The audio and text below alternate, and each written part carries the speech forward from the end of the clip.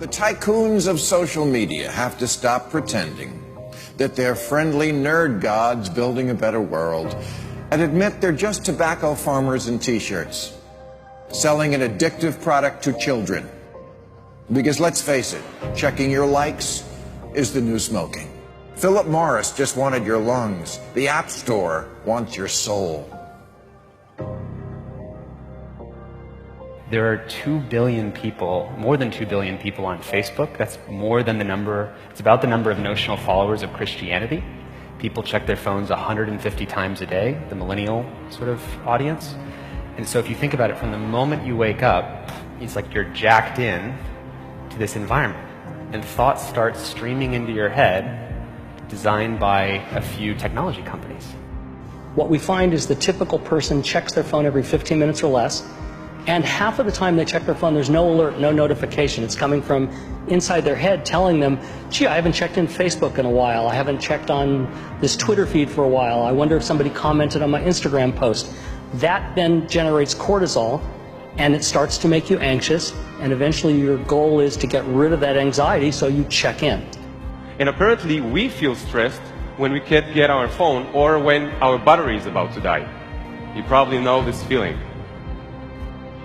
And a research done in Australia among 3,000 people under the age of 30 found that 9 out of every 10 admit to feel this anxiety while having his battery dying. Steve Jobs revolutionized the entire world with the iPhone, and he never let his children use it because he did not want them dependent on technology. Right now, an infant is getting their first laptop that's soft and squishy and makes noise.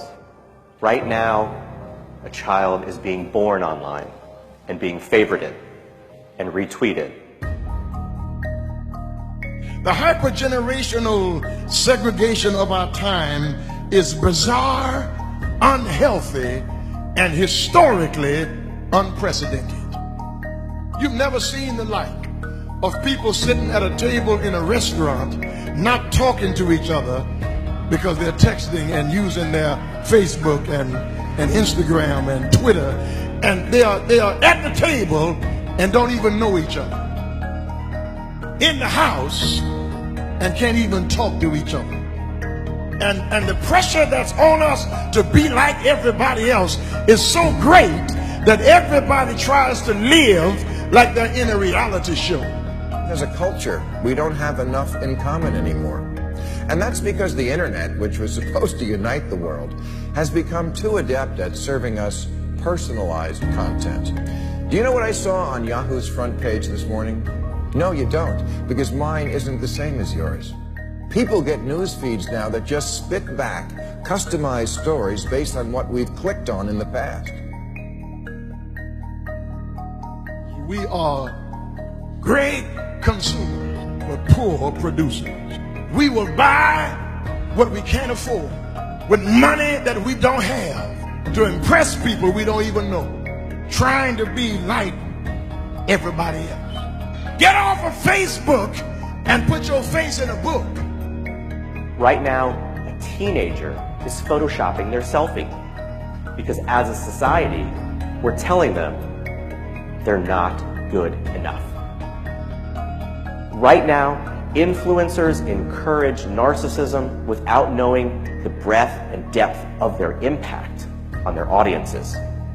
Right now, 40,000 spectators are in an Olympic football arena watching a competitive esports competition because this is this generation's football match.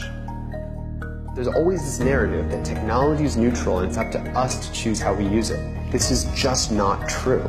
Technology is not neutral. It's not neutral. They want you to use it in particular ways and for long periods of time because that's how they make their money. You don't realize it, but you are being programmed. It was unintentional, but now you got to decide how much you're willing to give up, how much of your intellectual independence. If you feed the beast, that beast will destroy you. If you push back on it, we have a chance to control it and rein it in. And it is a point in time where people need to hard break from some of these tools and the things that you rely on. The short-term dopamine-driven feedback loops that we have created are destroying how society works. No civil discourse, no cooperation, misinformation, mistruth. And it's not an American problem. This is not about Russian ads. This is a global problem. I challenge everyone to try going 1 week without social media. Don't let your phone and social media control you.